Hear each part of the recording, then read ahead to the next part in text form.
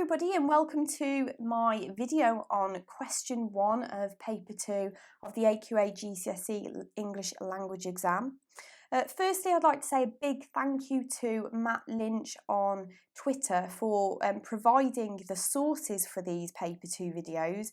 It takes an extremely long period of time to find relevant sources for my videos, and obviously then I have to go on and write the sample answers. So people that are willing to share their resources are a great gift. So thank you again to Matt Lynch for providing these. So I'm just going to give you a brief overview of paper 2 and then we'll get down to the nitty-gritty and we'll go on to question 1. Okay, so paper 2, like paper 1, is an hour and 45 minutes. Again, worth the same amount of marks, 80 marks, and therefore you get about 1 to 1.5 minutes per mark. Again, same as paper 1.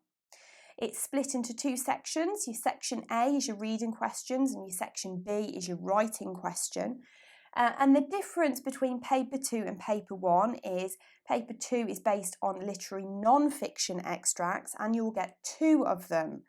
One of those extracts or sources will be a 19th century source, and you will be given a 20th or 21st century source to compare and contrast with that 19th century one. Across the 2 papers, you will be given a 19th, a 20th and a 21st century. So you can pretty much figure out what you're going to get for your paper 2 once you've sat your paper 1, okay? It's worth 40 marks, the reading section, like I've said, and I would give yourself an hour for that. So about 10 minutes to read through your sources, and then it's 1 to 1.5 minutes per mark. So question 1, like paper 1, is also worth 4 marks. So about 5 minutes to answer the question. So 5 minutes to read through the source and then 5 minutes to answer the question. And you have to list 4 true answers, okay? So unlike paper 1 where you had to physically write them down, in paper 2 you actually are given the statements and then you have to tick which ones are correct. And these answers are taken from a specific section in the source that you're given. So the question will say, read lines, and then it will give you the line numbers. And then you have to answer the question based on answers taken from that section. Now, the one thing I would say is make sure you only tick 4 answers. And it might sound really silly, but I have had some students accidentally tick another one that they think is correct. Now, the examiner that's marking your paper will take the first 4 answers, okay? Now, that might include the incorrect one, even though you have actually listed or ticked those 4 correct answers. So make sure that you've only ticked 4.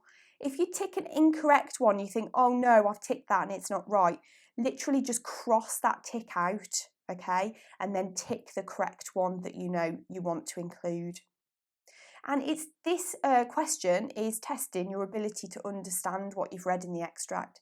So again, it's about taking the time to really understand what you've read, giving yourself the 5 minutes to properly read through the source. So the source that I've given you, and it is available on my website, asiaexams.wordpress.com, is this source from Charlotte Bronte, and she wrote a letter to her father, and it was written in 1851, and it's about a visit to the National Exhibition in Crystal Palace.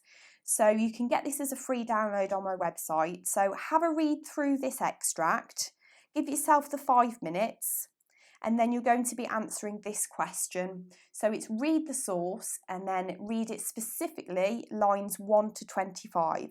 And then you have to tick 4 of these statements which are true, okay? So have a quick read through these, pause the video, and then have a go at choosing 4 of these statements which are true. In just a moment, I'm going to go through the answers. Okay, so here are the answers then. So the 4 correct ones that you should have found are that Charlotte comments on building works happening at her father's house, that Charlotte was impressed by the exhibition she visited, that Charlotte states that 30,000 people visited the attraction that day, and despite the large crowds of people, it was surprisingly quiet at the exhibition. Now, I'm hoping that you managed to choose the 4 correct ones, but just in case you didn't, I have actually got some notes on why these other 4 were incorrect. So let's just have a look at these together. So firstly, the one that says she'd never visited Crystal Palace before, well, that was completely incorrect because it did state in the letter that it was actually Charlotte's 2nd visit to Crystal Palace.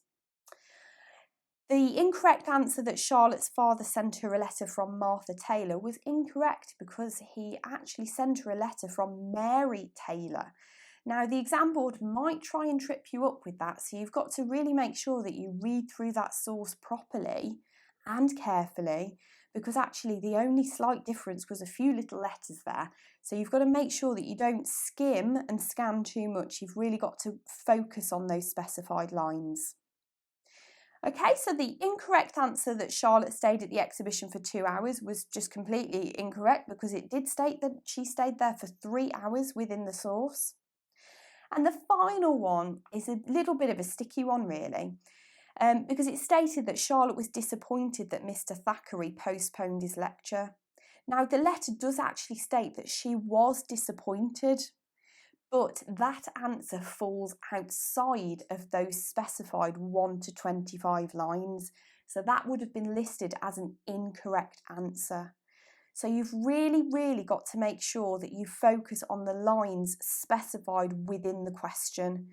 Now, I'm not saying that the exam board will do this. They may not. They might be very kind and give you 4 easy answers within the specified lines.